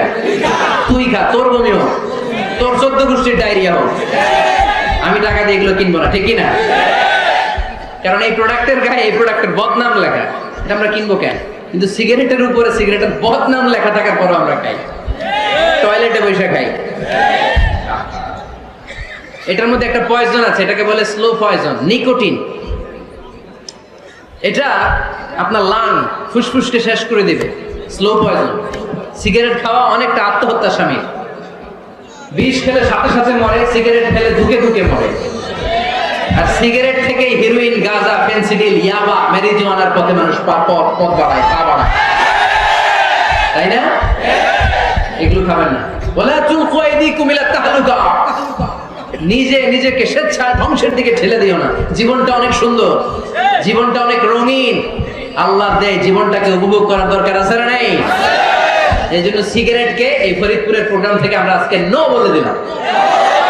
কি বলে দিব? আওয়াজ করে সবাইকে আমরা সবাই একসাথে বলবো, সিগারেটকে কি বললাম? মনে থাকবে? মাহফিলের প্যান্ডেল থেকে বাইরে হয়ে আবার ইয়েস, হ্যাঁ না, ইয়েস করা যাবে না। সিগারেটকে কি বললাম? নো। ওমরে ফারুক রাদিয়াল্লাহু তাআলা আনহু আমাদের সুপার হিরো, আমাদের সবাই বলেন আমাদের। উনি কত বড় সুপার হিরো শুনেন। উনি জুমার খুতবা দিচ্ছেন। কি দিচ্ছেন? মসজিদে নববীতে খুতবার মাঝখানে হঠাৎ বললেন, ইয়া সারিয়াতুল জাবাল, ইয়া সারিয়াত ইবনে জানিমিল জাবাল। এই কথা বলেই আবার খুতবা দিতে শুরু করলেন। ওনার এই ইয়া সারিয়াত ইবনে জানিমিল জাবালের সাথে আগের কথার কোনো মিল নাই, পরের কথারও কোনো মিল নাই। জুমার নামাজের পর মুসল্লি সাহাবারা ধরলেন, বললেন, ইয়া আমিরুল মুমিনিন। খুতবার মাঝখানে হঠাৎ করে ইয়া সারিয়াত ইবনে জানিমিল জাবাল বলে আপনি চিৎকার করলেন কেন? আপনার এই বাক্যের সাথে আপনার খুতবার আগের বাক্যের কোনো মিল নাই, আপনার খুতবার পরের বাক্যেরও কোনো মিল নাই। এই কথা আপনি কারে বললেন, কারে উদ্দেশ্য করে বললেন, এই কথার তাৎপর্য কি আমাদেরকে বুঝিয়ে বলেন। ওমর ফারুক বললেন, আমি যখন খুতবা দিচ্ছি আমি দেখতে পেলাম ওই যে কয়েক মাস আগে আমি আমার মুসলিম সেনাবাহিনী পারস্যে আক্রমণের জন্য পাঠিয়েছি, বর্তমান ইরানের ওই বিশাল এলাকাতে পারস্যে আমি আমার ব্যাটালিয়ন পাঠিয়েছি। আমি হঠাৎ করে দেখতে পেলাম আমার মুসলিম বাহিনীর সেনাপতি যুদ্ধের এক পর্যায়ে তার ডানে আছে উপত্যকা, বায়ে আছে পাহাড়, সে পাহাড়ি রাস্তা ছেড়ে দিয়ে উপত্যকার দিকে যেতে শুরু করেছে। আমি দেখতে পেলাম আমার মুসলিম বাহিনী যদি উপত্যকার দিকে ছুটে বেড়ায়, কাফির মুশরিকরা আমার মুসলিম বাহিনীকে কচুকাটা করে ফেলবে। তাই আমি এখান থেকে তাদেরকে কমান্ড দিয়ে বলেছি, ইয়া সারিয়াতাল জাবাল, উপত্যকার দিকে নয় পাহাড়ের দিকে যাও, তাহলেই তোমাদের বিজয় নিশ্চিত হয়ে যাবে। উপত্যকার দিকে যেও না, ইলাল জাবাল, ইলা সারিয়াতিল জাবাল, পাহাড়ের দিকে ছোট। সাহাবার অবাক ঘটনা কি, উনি বসে আছেন মদিনায় মসজিদে নববীর মিম্বারে দাঁড়িয়ে, উনি যদি ইয়া সারিয়াতাল জাবাল বলে, এটা কি ইরানে যাবে নাকি? ও মিয়া, তখনকার সময়ে বর্তমানের মতো মোবাইল ছিল নাকি, ইন্টারনেট ছিল নাকি, কিছু ছিল? খালি মুখে আমি যদি বলি ইয়া সারিয়াতাল জাবাল, এটা ইরানে যাবে, ইন্ডিয়ায় যাবে, ঢাকায় তো যাবে, ফরিদপুর শহরেই তো বসবে না, ঠিক কি না? কিন্তু এটা আমিরুল মুমিনিন বিশ্বাসী সাহাবারা বিশ্বাস করে নিল। কিছু মুনাফিক ছিল, এরা কয় না ঝামেলাস, এটা তো সম্ভব না। এক কাজ করি, এই সেনাপতি যখন বিজয়ী বেশে মদিনায় ফিরে আসবে আর আমরা ধরব। এরা দিন গুনতে লাগলো, এই সেনাপতি মুসলিম বাহিনী নিয়ে পারস্য জয় করে কবে ফিরে আসবে। এই মুনাফিকের দলগুলো কখনো সেনাবাহিনীকে অভ্যর্থনা জানাতে যেত না, কিন্তু এইবার সবার আগে মদিনার উপকণ্ঠে যে সেনাপতিদেরকে অভ্যর্থনা জানানোর জন্য ফুল নিয়ে রেডি, ফুল নিয়ে দাঁড়ায়। সেনাপতি ঢুকার সাথে সাথে ধরছে, এই সেনাপতি কোত্থেকে আসছে? কয় পারস্য জয় করে আসছে। কয় এমন এমন দিন, জুমার দিন দুপুর বেলা যুদ্ধের মাঝখানে আমিরুল মুমিনিনের কণ্ঠের কোন কথাবার্তা শুনছো নাকি? সেনাপতি অবাক, কয় তোমরা জানলা কেমনে? শুনছি তো, সুবহানাল্লাহ বলবেন না? আমরা যুদ্ধে একটা ভয়ঙ্কর অবস্থার মধ্যে ছিলাম, পেছন থেকে শত্রু আমাদেরকে আক্রমণ করতে শুরু করে দিল। ডানে যাব না বায়ে যাব, সামনে যাব নাকি পেছনে যাব, রাস্তা খুঁজে পাচ্ছি না। ডান দিকে ছিল আমাদের উপত্যকার রাস্তা, বাঁ দিকে ছিল পাহাড়ি পথ। আমরা সোজা পথ হবে মনে করে উপত্যকার দিকে ছুটতে আরম্ভ করলাম। হঠাৎ করে আমিরুল মুমিনিনের কণ্ঠ বজ্র কণ্ঠে আমার কানের মধ্যে ভেসে আসলো। আমার মনে হলো আমিরুল মুমিনিন কেমন যেন আমাকে কমান্ড দিচ্ছেন আর বলছেন, ইয়া সারিয়াতাল জাবাল, ডান দিকে উপত্যকার পথে নয়, তাড়াতাড়ি পাহাড়ের দিকে সৈন্যবাহিনী নিয়ে উঠে যা। পাহাড়ের দিকে, ডানে না, this is wrong track and this is the right track. ওই দিন যদি ওমর ফারুকের ওই গাইডলাইন, আমিরুল মুমিনিনের কমান্ড যদি আমি না শুনতাম, আজকে বিজয়ের বেশে ফিরতেও পারতাম না, আমাদের চেহারাও তোমরা দেখতে পেতে না। ওমর ফারুকের ওই কমান্ড, ওই গাইডলাইন অদৃশ্য থেকে শোনার কারণে এই পারস্যের মধ্যে আমাদেরকে সেই যুদ্ধে বিজয় দান করেছে কে? This is Omar Farooq, this is Omar Farooq. বিশ্বনবী বলতেন, আমার মা লাকিয়াকা শাইতানু সালিকান ফাজ্জান ইল্লা সালাকা ফাজ্জান গায়রা ফাজ্জিক। ওমর, শয়তান ইবলিস যদি তোমার কোনো রাস্তা দিয়ে হাঁটতে দেখে, শয়তান ওই রাস্তা রেখে দিয়ে অন্য রাস্তা দিয়ে হাঁটে। সুবহানাল্লাহ বাড়িতে যায় বললেন। কে বলতেছে? বিশ্বনবী। কার ব্যাপারে? ওমর ফারুকের ব্যাপারে। শয়তান যদি দেখে যে ওমর ফারুক এই রাস্তা দিয়ে হাঁটতেছে, শয়তান ওই রাস্তা রেখে দিয়ে অন্য রাস্তা দিয়ে হাঁটে। সুবহানাল্লাহ পড়ে। রাত্রিবেলা আমরা আমাদের বাচ্চা ছেলে মেয়েদেরকে যখন খাওয়াই, বাচ্চারা খেতে চায় না, এরকম হয় আপনাদের ফরিদপুর এলাকায়? হ্যাঁ, এই এলাকায় হয় নাকি? খেতে চায় না বাচ্চারা, এই চকলেট দেখায়া, এই মিনা কার্টুন দেখায়া, এইটা সেইটা, এগুলো সেগুলো বলে, গল্প টল্প বলে ভুলায় খাওয়ানো লাগে, তাই না? তারপরও খায় না। আমারও ছোট মেয়ে আছে, খেতে চায় না, এইটা সেইটা এমনি সেমনি খাওয়ানো লাগে। তো শেষে না পেরে মা বাবা বলতে বাধ্য হয়, ওই যে ভূত আসতেছে, ভূত, তাড়াতাড়ি তাড়াতাড়ি খাও, তাহলে যে ভূত ধরবে তোমার। ওই যে বাঘ আসতেছে, বাঘ, তাড়াতাড়ি খাইলে নাহলে বাঘে কামড়াবে। বলি না আমরা? আপনারা কি বলেন? ভূত। আর কি বলেন? হ্যাঁ, হ্যাঁ,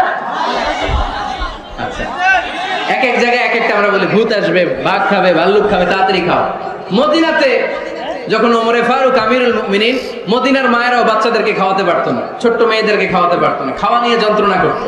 বাচ্চারা যখন মদিনায় খেতে চাইতো না রাত্রি বেলায়, মদিনার মায়েরা বলতো তাড়াতাড়ি খাও, হা হুয়া ইয়াতি উমর, হা হুয়া ইয়াতি উমর, তাড়াতাড়ি খা, নাইলে ওই যে উমর আসতেছে, Umar. This is our super hero সাইয়েদনা ওমর ফারুক রাদিয়াল্লাহু তাআলা। শুধু শয়তানি ভয় পেত না, মুনাফিকরাও ভয় পেত, জমের মতো ভয়। শুধু তাই না, আমাদের আম্মাজান বিষ্ণু ইসা ইসলামের স্ত্রীরাও ওমর ফারুককে ভয় পেতেন। সুবহানাল্লাহ কইবেন না? মাঝে মাঝে বিষ্ণু ইসা ইসলামের সাথে আম্মাজান আয়েশার ঝগড়া হতো, হতো না? আপনাদের ফ্যামিলিতে ঝগড়া হয়? হয় না? হয় না? কার কার দেখি? ওরে আল্লাহ, অনেক আল্লাহর ওলি আছে তো জায়গায়, ঝগড়া হয় না? কি কথা কয় ঝগড়া হয় না? বিষ্ণুর ফ্যামিলিতে ঝগড়া হয়, আপনার ফ্যামিলিতে হয় না? মিষ্টি ঝগড়া। আর ও বিয়েই করে নাই।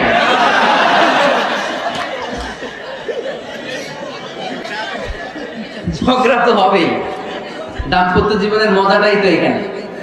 কখনো ঝগড়া, কখনো আনন্দ, একটু বৃষ্টি, একটু রোদ, একটু হাসি, একটু কান্না, ভালো লাগা ভালোবাসা শেয়ার করে নেয়া, মিলেমিশে একাকার হয়ে যাওয়া, ঠিক কি না? তো আল্লাহর হাবিব সাল্লাল্লাহু আলাইহি ওয়াসাল্লামের সাথে আমাদের আয়েশার ঝগড়া হতো। তো একদিন ঝগড়া হয়ে দুইজন রেগে আছে। খবরদার দুইজন রেগে থাকবেন না, একজন রাগলে আরেকজন থেমে যাবে, কারণ এই ছোট্ট ঝগড়া থেকে এটা অনেক সময় বিচ্ছেদের দিকে গড়ায়। আমার প্রিয় ফরিদপুরবাসী, ভাবি রেগে গেলে আপনি রাগেন না, ওই দিন আপনি একটু ঠান্ডা থাকেন। আবার আপনি রেগে গেলে, আমার মাইকের আওয়াজ যদি ভাবিরা শুনেন, আপনারা রেগে যায় না, একটু ঠান্ডা থাকবেন। দুইজনে রেগে গেলে তো তৃতীয় বিশ্বযুদ্ধ শুরু হবে, তাই না? একজন রেগে গেলে আরেকজন ঠান্ডা, কারণ এই সামান্য ঝগড়া থেকে ইগোর কারণে এটা বিচ্ছেদ আর ডিভোর্স পর্যন্ত গড়ায়। আর শয়তান এখানে উস্কানি দেয়, কারণ ইমানদারদের ফ্যামিলি ভাঙতে পারলে শয়তান সবচেয়ে বড় খুশি হয়, আর ইমানদারদের ফ্যামিলি টিকে থাকলে খুশি হয়ে যায় কে? আম্মা জান আয়েশা রাদিয়াল্লাহু তাআলা আনহার সাথে বিষ্ণু ইসা ইসলামের ঝগড়া হতো মাঝে মাঝে। একবার ঝগড়া হলো, বিষ্ণু ইসা ইসলাম রাগ, আম্মা জান আয়েশাও রাগ। বিষ্ণু বললেন, আয়েশা ঝগড়া করে আর কতক্ষণ থাকবো, আসো মিটমাট করি। আয়েশা রাদিয়াল্লাহু বললেন, ঠিক আছে মিটমাট করি। তো বিষ্ণু ইসা ইসলাম বললেন, মিটমাটের জন্য কারে ডাকবো? ওমরে ডাকি। কয় না, ওমরে না, ওমর গালিজ, ওমর অনেক রাগে, আমার ডর লাগে। কয় তাহলে তোমার আব্বারে ডাকি। কয় ডাক। কি খুশি, মেয়েদের মধ্যে অবস্থা আছে না নাই? তাহলে তোমার আব্বারে ডাকি। ডাকেন, ডেকে নিয়ে আসা হলো। আবু বকর রাদিয়াল্লাহু তাআলা আনহু দাঁড়ালেন, আম্মা জান আয়েশা দাঁড়ালেন, বিশ্বনবীও দাঁড়ালেন। বিশ্বনবী বললেন, আয়েশা তোমার আব্বা আসছে, এবার ঘটনা খুলে বলার পালা, তুমি বলবা নাকি আমি বলবো? আম্মা জান আয়েশা বললেন, আপনি বলেন, তবে ওয়ালা তাকুল ইল্লা হাক্কান, যেটা ঘটছে ওইটাই বললেন, মিথ্যা কথা কইেন না।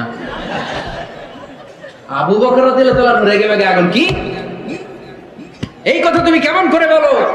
বিশ্বনবী কি মিথ্যা কথা কখনো বলবে? রেগে মেগে দিলেন মেয়ের গালে এক চড়। বানিয়ে বলতেছি না, মুসনাদ আহমদ ইবনে হাম্বলের হাদিস। বাবার হাতের থাপ্পড়কে আম্মা জান আয়েশা উল্টে বললেন। সাইয়েদনা আবু বকর রাগে গড়গড় করছেন, আবার মারার জন্য তেড়ে গেলেন। এবার বাঁচার জন্য আম্মা জান আয়েশা বিশ্বনবীর পিছনে যে আশ্রয় নিলেন, বিশ্বনবী বাঁচানোর জন্য দুই হাত মিলে দাঁড়িয়ে গেলেন। পড়েন সুবহানাল্লাহ। বিশ্বনবী যখন দুই হাত মেলে দাঁড়িয়ে গেলেন, সাইয়েদনা আবু বকর রাদিয়াল্লাহু আনহু থেমে গেলেন। সাইয়েদনা আবু বকর রাদিয়াল্লাহু তাআলা আনহু ঘর থেকে বের হয়ে বারান্দায় দাঁড়ালেন। পড়েন সুবহানাল্লাহ। এবার বিশ্বনবী আম্মা জান আয়েশার কাছে যেয়ে বলেন, ইয়া আয়েশা কাইফা রাআইতিনি আনকাসতুকি মিনার রাজুল, দেখছো কেমনে বাঁচাইলাম? আমি না থাকলে বর্তমানে ফেলতো আজকে, আমি বাঁচাইছি তোমারে, আমি আমার লগে ঝগড়া করো তুমি। লজ্জায় পড়ে আম্মা জান আয়েশা খিলখিল করে হেসে দিলেন, বিশ্বনবীও হেসে দিলেন। দুইজনের হাসির মধুর আওয়াজ শুনে সাইয়েদনা আবু বকর বাইরে থেকে অবাক, কিরে এতক্ষণ না ঝড় তুফান, এখন দেখি হাসি। সালাম দিয়ে অনুমতি নিয়ে ভিতরে ঢুকলেন। ঢুকে দেখেন আম্মা জান আয়েশাও হাসে, বিশ্বনবীও হাসে। এই হাসি দেখে আবু বকর রাদিয়াল্লাহু আনহু হেসে দিলেন, আরশের উপর থেকে খুশি হয়ে গেলেন কে? এবার সাইয়েদনা আবু বকর রাদিয়াল্লাহু তাআলা আনহু বললেন, ইয়া রাসূলুল্লাহ আশরিকানি ফি সিলমিকুমা কামা আশরাকতুমানি ফি হারবিকুমা। ও নবী, যুদ্ধ লাগলে দুইজন যুদ্ধ লাগলে মীমাংসার জন্য যেমনি আমার ডাকেন, এরকম হাসি আর আনন্দের মুহূর্ত আমার একটু ডাইকে। আশরিকানি ফি সিলমিকুমা কামা আশরাকতুমানি ফি হারবিকুমা। নবী, আপনাদের মধ্যে ঝগড়া লাগলে সন্ধি করার জন্য আমারা যেমনি ডাকেন, আপনাদের হাসি খুশি আনন্দ খুনসুটি এই মজাদার মুহূর্তগুলোতে আমারে বঞ্চিত রাখেন না, আমার একটু ডাইকেন। সুবহানাল্লাহ পড়েন। এই মুসনাদ আহমদ ইবনে হাম্বলের হাদিস শোনার উদ্দেশ্য হচ্ছে, বিশ্বনবী প্রথমে ওমরে ফারুকের নাম বলেছিলেন। সাইয়েদনা আয়েশা বলে, না আমি ডরাই। হাইবাত, দিস ইজ কল্ড হাইবাত ওমর। একবার বিশ্বনবীর সব বিবিরা ধরলেন, ও নবী আমাদেরকে এটা দেন, ওইটা দেন, ঘরে এইটা নাই, ওইটা নাই, ওইটা নাই। বিশ্বনবীকে, আমার কাছে কিছু নাই, যদি এমনি আমার বউ হয়ে থাকতে চাও থাকো, তাহলে যা, তা না হলে যা লাগবে কিনে দেবো, সাথে সাথে তালাকও দিয়ে দিব। কিছু দিতে পারবো না, আমার নাই তো, সামর্থ্য নাই। কিন্তু বিবিরাও ছাড়া না, এটা দেন, ওইটা দেন। বিশ্বনবী রহমতের নবী, বিবিদেরকে বুঝাতেও পারেন না, বিবিরা আবদার করতেছে, নবী এটা লাগবে, ওইটা লাগবে। ইন দ্য মিন টাইম বিশ্বনবী একজনের সালাম শুনতে পেলেন। কে যেন দরজায় দাঁড়িয়ে বলতেছে, আসসালামু আলাইকুম। বিশ্বনবী দরজার দিকে তাকালেন, তাকিয়ে বললেন, ওয়া আলাইকুম আসসালাম। আর বুঝতে পারলেন এটা আমার ওমরের সালাম। সালাম দেওয়ার পরে বিবিদের দিকে তাকায় দেখে একজন বিবিও নাই, সব অন্দর মহলের ভিতরে দৌড়। সুবহানাল্লাহ পড়তে পারলেন না? This is our super hero Omar. এরকম ওমর একটা লাগবে, চিল্লায় বলেন কয়টা? একটা ওমর গোটা বিশ্বকে সোজা করে দিবে। একটা ওমর সবল আর দুর্বলের সব পার্থক্য দূর করে দিবে। মাজলুমের উপর জালিমের অত্যাচারের অবসান ঘটায় দিবে। এটা বিশ্বটাকে সাম্য, মৈত্রী, ভালোবাসার ইনসাফ দিয়ে পরিপূর্ণ করে দিবে। সেই ওমরের অপেক্ষায় আমরা। নিজের ছেলেকে 80টা বেত মেরেছেন। কয়টা? 80টা বেত মেরেছে। এই ব্যাপারে অনেকগুলো বর্ণনা পাওয়া যায়। সবচেয়ে সহিহ বর্ণনা হচ্ছে মুয়াত্তা ইমাম মালিকের বর্ণনা। ওমর ফারুক রাদিয়াল্লাহু তাআলা আনহুর ছেলে আব্দুর রহমান মারুফুন বিআবি শাহমা ছিলেন মিশরে। ওখানে নাবিজ খেয়েছিলেন। নাবিজ হচ্ছে আরব দেশের লোকেরা দুধের মধ্যে শক্ত খুরমা রাত্রেবেলা ঢেলে দিত। ঢেলে দিলে সারা রাত ওই খুরমার রসটা দুধের সাথে মিশে দুধটা লাল হয়ে যেত। এটারে সকালবেলা খেত, খুব সুস্বাদু। এটাকে বলে নাবিজ। কিন্তু এটা রাতে ভিজাইলে সকালেই খাইতে হয়, রেখে দিলে আবার একটু সমস্যা হয়। এটা অনেকটা তারির মতো হয়ে যায়, মাতলামি চলে আসে। তো ওমরে ফারুকের ছেলে নাবিজ খেয়েছেন, মদ খাননি, নাবিজ। কিন্তু নাবিজ খাওয়াতে সাকরান চলে এসেছে। সাকরান চলে আসাতে এটা যখন প্রমাণিত হয়েছে, আমর ইবনে আস রাদিয়াল্লাহু তাআলা আনহু নাকি 80 বেত মেরেছেন মিশরে। কয় বেত? নিয়ম হচ্ছে সবার সামনে, কিন্তু সবার সামনে না মেরে একটু গোপনে মেরেছে। এই তথ্য যখন ওমরে ফারুকের কাছে এসেছে, উনি বললেন, না, মারতে হবে সবার সামনে, আলাদা মারলা কেন? ও মদিনায় ফিরে আসলে আমি আবার 80টা মারব। মদিনায় ফিরে আসার পরে সাইয়েদনা ওমরে ফারুক ওই আগের 80টারে আর ধরেন নাই, নিজ হাতে আবার 80টা বেত মেরেছে। এই বেত মারার 1 মাস পরে এই আবু শামা ইন্তেকাল করেছে। অনেক ঐতিহাসিক বলে এই বেতের আঘাতে মরেছে, কেউ কেউ বলেছে নিজের রোগের কারণে মরেছে। কিন্তু দিস ইজ দ্য ইনসাফ সিস্টেম অফ আমার। নিজের ছেলে বলে ছেড়ে দেয় নাই। এখন নিজের ছেলে হলে 7 খুন মাফ, নেতার ছেলে হলে 10 খুন মাফ, এলাকার মোড়লের ছেলে হলে 10 খুন মাফ। নো পার্সিয়ালিটি ইন ইসলাম। ইসলামে পার্সিয়ালিটি নাই। আপনি নেতার ছেলে হন, আপনি বিজনেস ম্যাগনেটের ছেলে হন, আপনি যেই হন না কেন, ইসলামের দৃষ্টিতে সবাই সমান। চিল্লায় বলেন ঠিক কি না? বনু মখজুমিয়া গোত্রের এক নারী চুরিতে ধরা পড়ল। সাহাবারা বললেন, নবী, মদিনার সবচেয়ে ভেরি প্রেস্টিজিয়াস এন্ড ডিগনিফাইড ফ্যামিলির মেয়ে, আপনি হাত কাটেন না। কারণ ইসলামের নিয়ম, চুরি করলে কি কেটে দাও? বিষ্ণু বললেন, বলো কি? হাত না কাটার জন্য তোমরা আমাকে রেকমেন্ড করছো? এটা আল্লাহর আইন। পৃথিবীর কেউ রেকমেন্ড করলো শোনার ক্ষমতা আমার নাই, কারণ আইনটা দিয়েছে কে? আল্লাহ। লাউ কানাত ফাতিমাতু বিনতি মুহাম্মাদিন সারাকাত লাকাতা মুহাম্মাদুন ইয়াদাহা। আরে বনু মাকসুমিয়া মেয়ে তো দূরের কথা, আমার কলিজার টুকরা ফাতেমাও যদি আজ চুরিতে ধরা পড়তো, তার হাত কেটে দিতে আমি 1 মিনিটও দেরি করতাম না। দিস ইজ ইসলাম। এই হচ্ছে ওমরে ফারুকের মানাকিব। এরকম ওমরে ফারুক কয়টা লাগবে? আওয়াজ করে বলতে হবে, কয়টা লাগবে? একটা লাগবে। এই সাইয়েদনা ওমরে ফারুক মদিনার প্রথম চিফ জাস্টিস ছিলেন। সর্বপ্রথম ওনার পরামর্শে সাইয়েদনা আবু বকর রাদিয়াল্লাহু তাআলা আনহু কোরআনকে সংকলন করেছে। আমরা এই যে কোরআন পড়ি 30 পারা, এমদাদিয়া লাইব্রেরির 114টা সূরা, কত সুন্দর সন্নিবেশ করা হয়েছে, এখানে সাজানো হয়েছে। আল্লাহর হাবিব সাল্লাল্লাহু আলাইহি ওয়াসাল্লামের সময় কি এরকম কোরআন ছিল নাকি? ছিল না। খেজুর পাতার মধ্যে, গাছের বাকলের মধ্যে, ওটের বড় হাড্ডির মধ্যে আর পাথরের মধ্যে খোদাই করা কোরআন ছিল। সাইয়েদনা আবু বকরের সময় রাদিয়াল্লাহু তাআলা আনহুর সময় যুদ্ধ হলো, 70 জন হাফেজ সাহাবী ইন্তেকাল করলেন। সাইয়েদনা আবু বকর রাদিয়াল্লাহু তাআলা আনহুকে ডেকে ওমর ফারুক, এইভাবে হাফেজে কোরআন সাহাবীরা যদি দুনিয়া থেকে বিদায় হয়ে যায়, আল্লাহর কোরআনও তো বিদায় হয়ে যাবে। আমার পরামর্শ হলো আপনি সব বয়োজ্যেষ্ঠ সাহাবীদেরকে একসাথে করে কোরআনের সব কাগজগুলোকে একসাথে করে একটা নির্ধারিত কপির মধ্যে কোরআনকে সংকলন করে ফেলে। সাইয়েদনা আবু বকর বললেন, যেটা আমার নবী করে না, এটা আমি কেমনে করি? কিন্তু ওমর ফারুক নাছরবান্দা বলে না, এটা করলে কোনো খারাপ হবে না, ভালোই হবে। মুসলিম উম্মার জন্য এক জায়গায় কোরআন সন্নিবেশিত থাকবে, আপনি করেন। সাইয়েদনা আবু বকর রাজি হয় না, ওমর ফারুকও ছাড়ে না। ওমর ফারুক বলতে বলতে এমন ভাবে সাইয়েদনা আবু বকর রাদিয়াল্লাহু তাআলা আনহুকে ধরলেন, সব শেষে সাইয়েদনা আবু বকর ওমর ফারুকের কথায় কোরআন সংকলনে রাজি হয়ে গেলেন। পড়েন সুবহানাল্লাহ। উনি বললেন, ওমর যখন আমাকে বারবার বুঝাতে লাগলো, আল্লাহ তাআলা আমার হৃদয়টা ওমরের কথা শোনার জন্য খুলে দিলেন। আল্লাহ তাআলা কেমন যেন আমাকে ইলহাম করলেন, আবু বকর করো, এই কাজের মধ্য দিয়ে আমি আমার কোরআনকে গোটা বিশ্বে জীবিত রেখে দেব।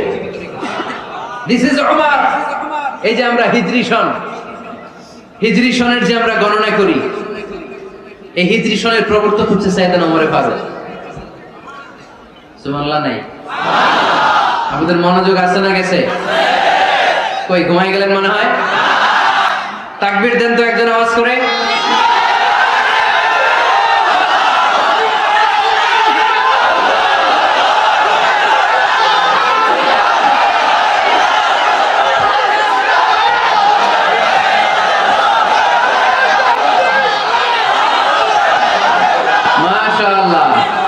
মাশাআল্লাহ, বসেন। এখনই শেষ করে দেব কিছু সময়ের মধ্যে, আমরা একসাথে বিদায় নেব ইনশাআল্লাহ। ওঠা বসা করবেন না, বসেন। সাইয়েদনা ওমর ফারুক এই হিজরি সনের গণনা শুরু করেছেন। সাহাবারা বলল, আমিরুল মুমিনিন, খ্রিস্টানদের ঈসাই সন আছে, আমাদের মুসলমানদের কোনো সন নাই। আমাদের একটা সন থাকলে আমাদের জিজিয়া নিতে, আমাদের যাকাতে টাকা উত্তোলন করতে অনেক সুবিধা হবে। ওমর ফারুক বললেন, তাহলে কোন সালকে হিজরি, কোন সালকে মুসলিম সাল হিসেবে আমরা ঘোষণা দিতে পারি? একজন বলল, আমার নবী যেই সালে জন্মগ্রহণ করেছেন ওই সালে। ওমর ফারুক বললেন, না, আমার নবীর জন্ম আমাদের জন্য খুশির দিন, কিন্তু এটা আমাদের জন্য প্রেরণা নয়। প্রেরণা নবীর কাজে, ঠিক কিনা? আরো কিছু সাহাবারা বলল, তাহলে যেই সালে আমার নবী ইন্তেকাল করেছে ওইটারে প্রথম সাল ধরেন। ওমর ফারুক বললেন, না, যেদিন তিনি ইন্তেকাল করেছেন এটা আমাদের দুঃখের দিন, এটা আমাদের প্রেরণা নয়। আমাদের প্রেরণা হচ্ছে বিশ্বনবীর ত্যাগ, তিতিক্ষা আর কাজের মধ্য দিয়ে, জোরে কোন ঠিক কিনা? ওমর ফারুক বললেন, যেদিন বিশ্বনবী ইসলাম রক্ষায় নিজের মাতৃভূমি ছেড়ে মক্কা থেকে মদিনায় গিয়েছেন, ওই দিনটাকে হিজরি প্রথম দিন ধরে আমরা হিজরি সাল গণনা করে শুরু করে দেব। ওইটাই হচ্ছে হিজরি সন। সেখান থেকে হিজরি সনের প্রবর্তন করেছেন সাইয়েদনা ওমর ফারুক রাদিয়াল্লাহু তাআলা আনহু।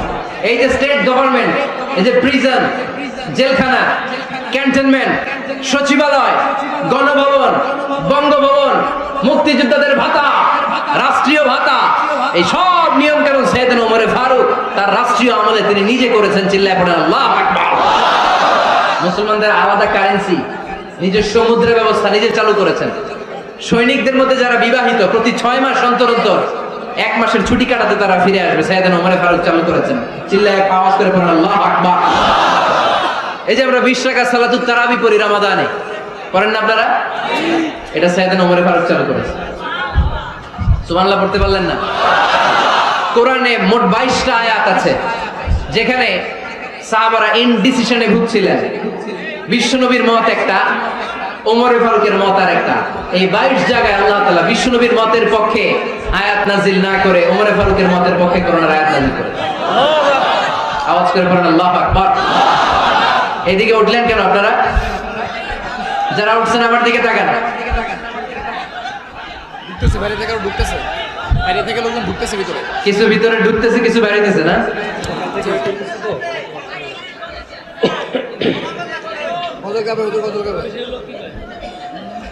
সাইয়েদনা ওমর ফারুক, আমরা সাহাবীদের জীবন চরিত পড়তে চাই না? কত যে অনুপ্রেরণামূলক দৃষ্টান্ত সাইয়েদনা ওমর ফারুক আমাদের জন্য রেখে গিয়েছে। ওমর ফারুক যখন খলিফা, দিনের বেলায় যদি রাষ্ট্রে কোনো নিয়ম জারি করতেন, দিনের বেলায় জনগণকে কোনো বিষয়ে যদি নিষেধ করতেন, রাত্রে বেলায় খাওয়ার সময় ফ্যামিলি মেম্বারদের সবাইকে বলতেন, এই দিনের বেলা আমি জনগণকে এই কাজ করতে নিষেধ করেছি, তোমরা আমার ফ্যামিলি মেম্বার, খবরদার তোমরা এই কাজ করো না। জনগণ করলে যতটুকু শাস্তি, তোরা করলে পাবি ডবল শাস্তি। সুবহানাল্লাহ কইবেন না? আমাদের নেতারা ওই বাড়ির বিচার করে, ওই বাড়ির মাইয়ার বিচার, ওই বাড়ির পোলার বিচার, নিজের পোলা গাঞ্জা টানে আসে না নাই, নিজের মেয়ে অপরাধ করে আসে না নাই। কি নেতা ছিলেন ওমর ফারুক? আগে নিজের ঘর সামলিয়েছেন, আগে নিজেকে সামলিয়েছেন, নিজের ঘর ঠিক করেছেন। বলেছেন জনগণ করলে যত ব্যাড, তোরা করলে double bad. This is called leader, ঠিক কি না? এক বাবা এসে বললেন, ওমর ফারুক আমার ছেলে কথা শুনে না, বেয়াদব। ওমর ফারুক ছেলেরা ডাকলেন, বাবা তুমি তোমার আব্বাজানের কথা শুনো না, কিন্তু কবিরা গুনাহ। ছেলে বলে, ওমর ফারুক সব দায়িত্ব আল্লাহ ছেলে মেয়েদেরকে দিয়েছে, বাবা মাকে কোনো দায়িত্ব দেয়নি। ওমর ফারুক বললেন, অবশ্যই দায়িত্ব দিয়েছে। তাহলে বলেন আমার বাবার দায়িত্ব কি? উনি বললেন, প্রাইমারিলি প্রথমত 3 দায়িত্ব। আইয়ানতাকিয়া উম্মাহ, পৃথিবীর প্রতিটি বাবার উচিত ছেলেদের মেয়েদের জন্য ভালো মায়ের ব্যবস্থা করা। 2 নম্বরে আইয়াহসিনা ইসমা, সুন্দর তার একটা নাম রেখে দেয়া। 3 নাম্বার ইউআল্লিমাহুল কিতাব, তার আল্লাহর কিতাব শিক্ষা দেওয়া। এবার ছেলেকে আমার আব্বা 3টার একটাও করে নাই। এবার ওমর ফারুক রেগে গেলেন, বাবার কাঁধে ধরলেন, বললেন তুই ছেলের জন্য বিচার নিয়ে আসলি, তোর 3টা দায়িত্বের একটাও তুই পালন করিস নাই। ছেলে বলে, আমিরুল মুমিনিন আমার মা নর্তকী, আমার মা মাজুসি, আমার মায়ের মধ্যে কোনো আদব কাদব নাই, সুন্দরী দেখে আমার মারে বাবা বিয়ে করছে, আমার মায়ের কাছ থেকে জীবনে কিছু শিখি নাই। 2 নাম্বার সাম্মানি খানফাসা, আমার বাবা আমার নাম রেখেছে চামচিকা। কি নাম রাখছে? এটা নাম হইলো একটা, এরকম উল্টা পাল্টা নাম আছে না নাই? না, এগুলো রাখবেন না। আব্দুল্লাহ রাখবেন, আব্দুর রহমান রাখবেন, আর একটা কি বলছি আজকে? হুযায়ফা রেখে দিন, পারবেন?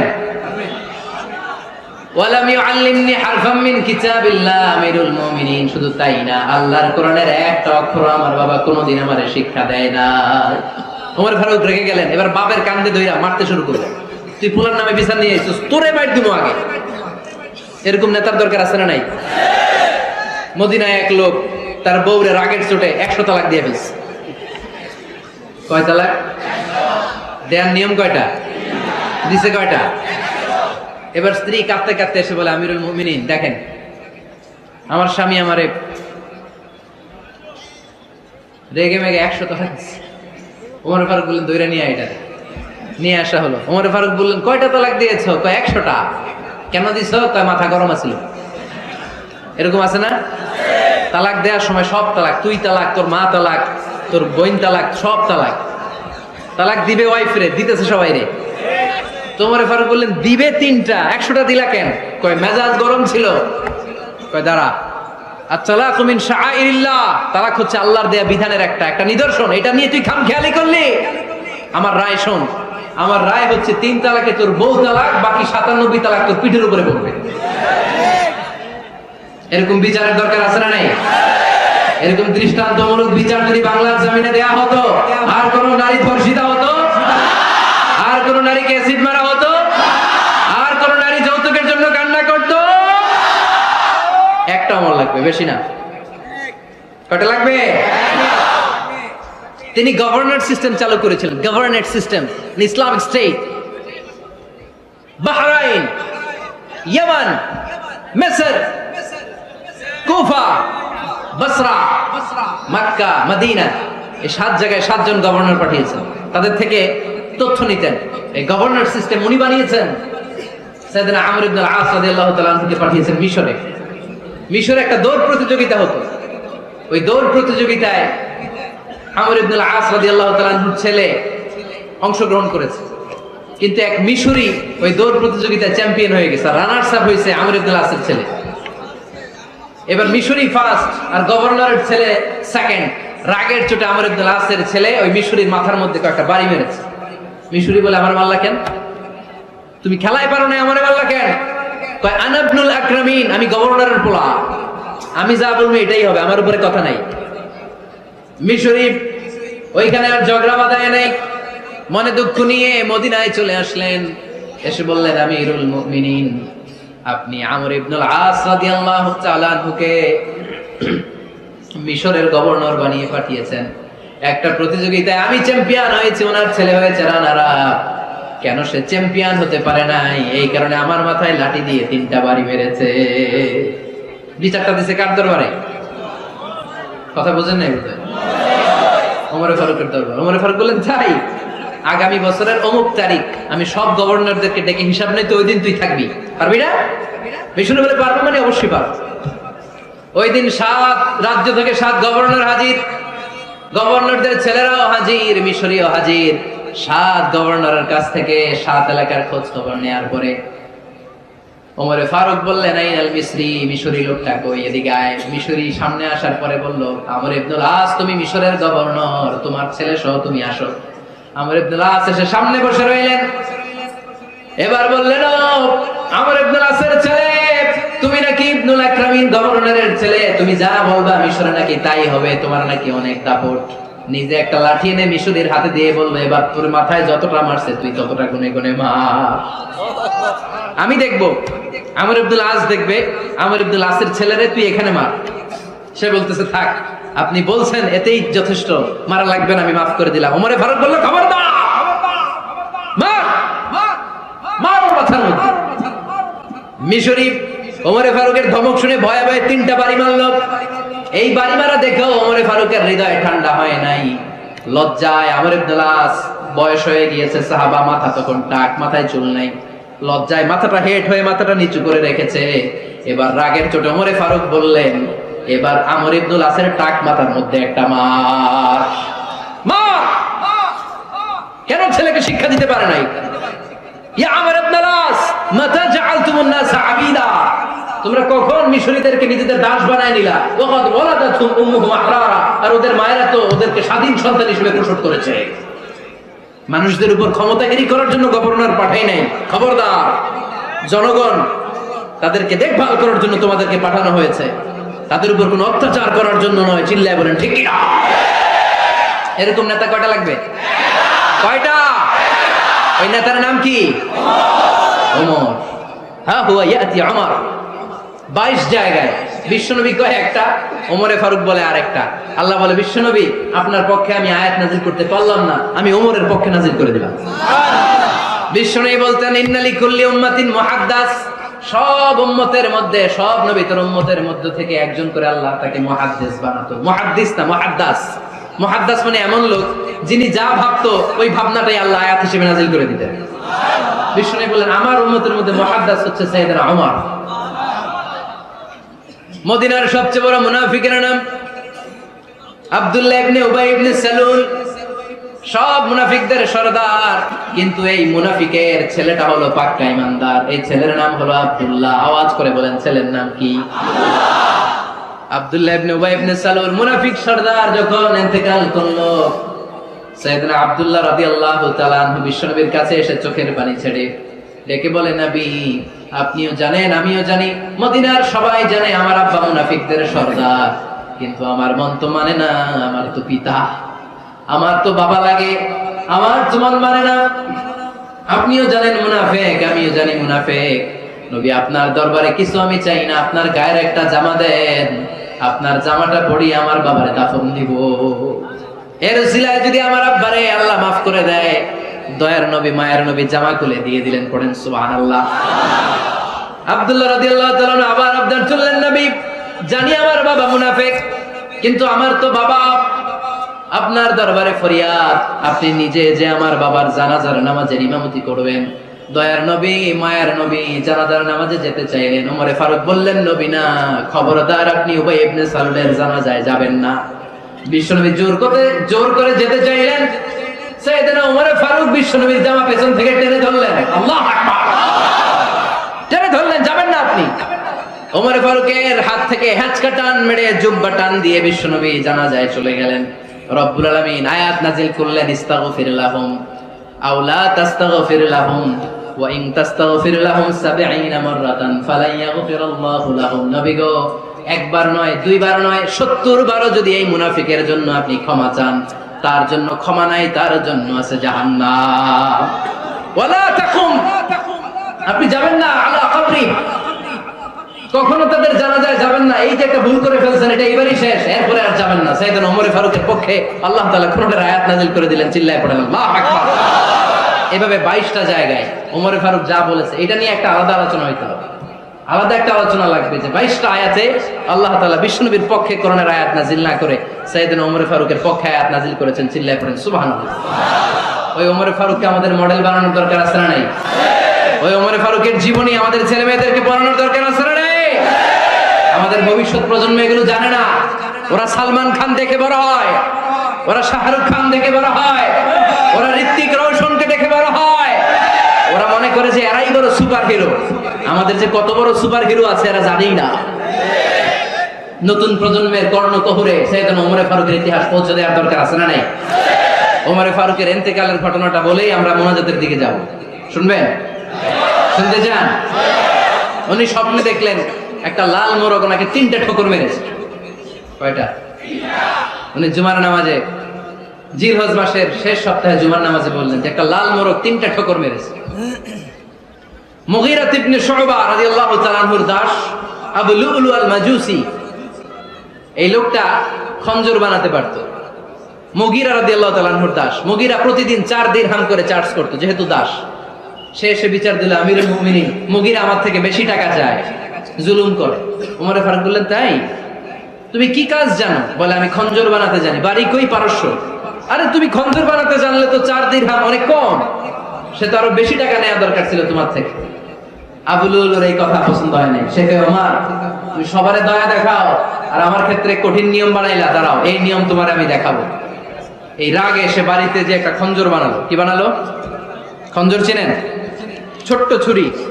কিছুদিন আগে ওমানের সুলতান কাবুস ইন্তেকাল করেছে, জানেন আপনারা? ওনার এই কোমরের মধ্যে খঞ্জর থাকতো, ছবিতে দেখছেন?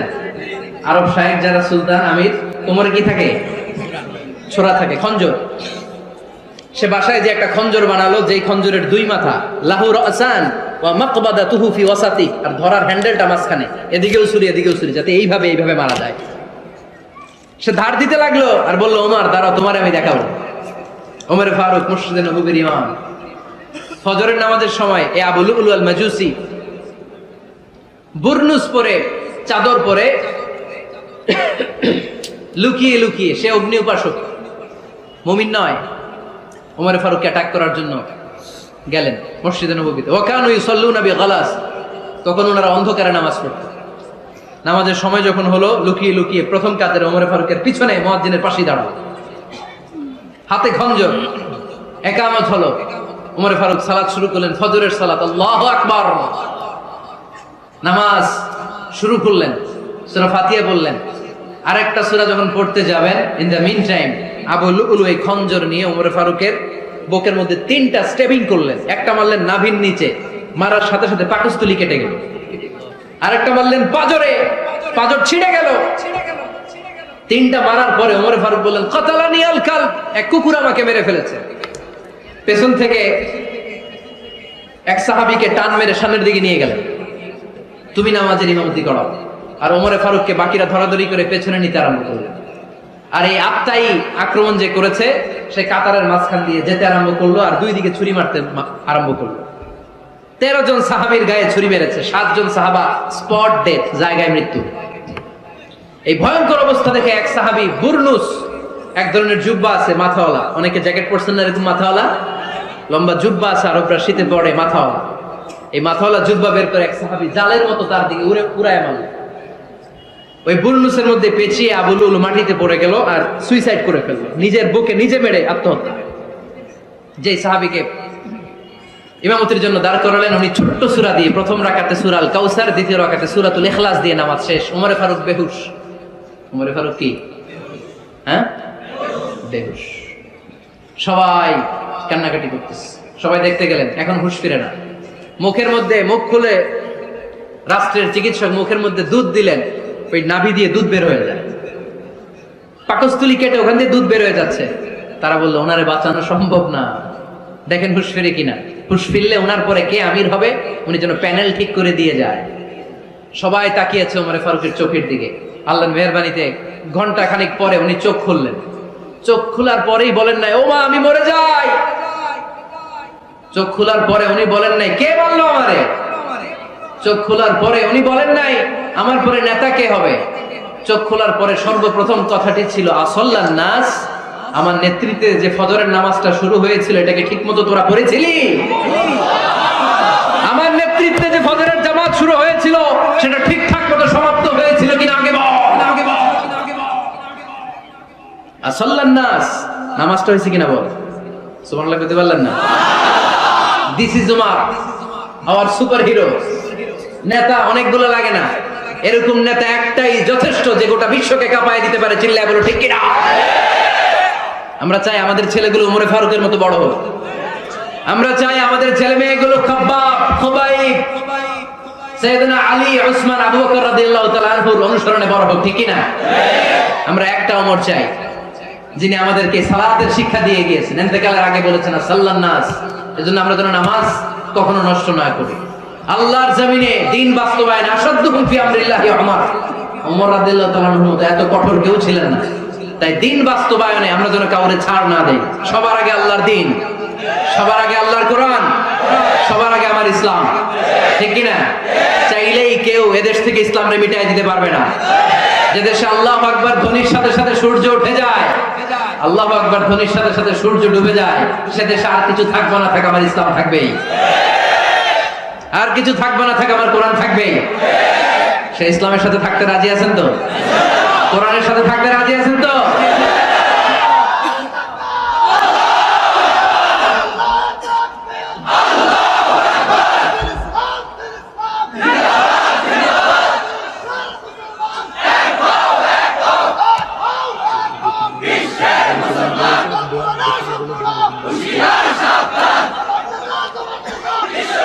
আল্লাহ আমাদের সবাইকে কবুল আর মঞ্জুর করে নেই। আমরা বলি আমিন। উঠলেন কেন? দোয়া হয়েছে? হুজুর বসে আছে, হুজুর দোয়া করবে। বসেন বসেন বসেন বসেন। কয়েকজন ভাই কালিমা পড়ে মুসলমান হতে চায়। মুহতামিম সাহেবের হাতে, মুহতামিম সাহেবের হাতে ওনার মাদ্রাসায় আগামীকাল তারা কালিমা পড়বে। আমরা তাদের জন্য দোয়া করি। আল্লাহ তাআলা আমার ভাইদেরকে ইসলামের জন্য কবুল করে নেয়। আমরা যা শুনলাম আমরা যেন আমল করতে পারি। আল্লাহ তুমি তৌফিক